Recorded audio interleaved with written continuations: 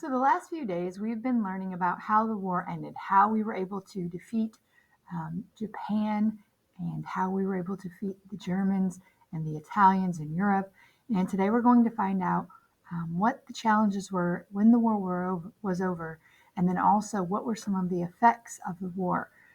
So, that is what we're going to be doing. If you'll go to page 793, and I'll begin reading.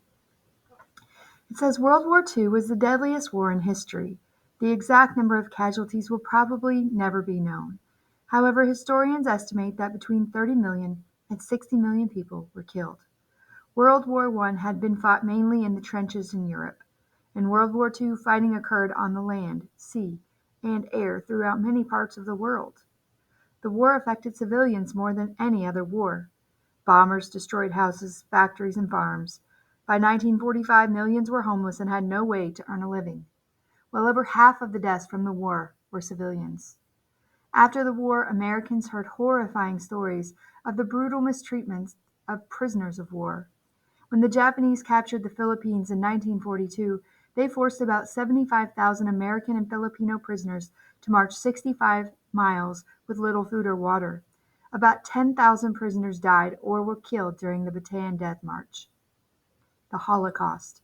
In the last months of the European war, Allied forces uncovered other horrors.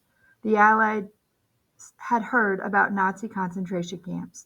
These camps were areas where members of specially designated groups were confined. Some concentration camps were death camps, where people were systematically murdered. As they advanced into Germany and Eastern Europe, the Allies discovered the full extent of the Holocaust.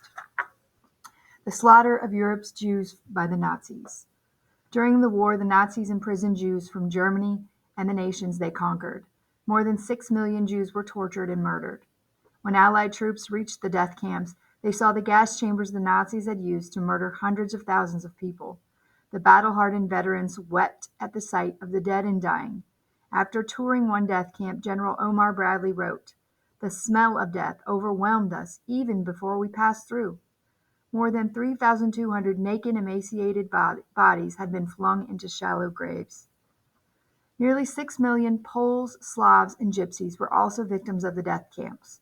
Nazis killed many prisoners of war, as well as people they considered unfit because of physical or mental disabilities. Many people the Nazis thought were undesirable were also put to death, including homosexuals, beggars, drunkards, and political enemies. War crimes. As the full truth of the Holocaust was revealed, the Allies decided to put Nazi leaders on trial.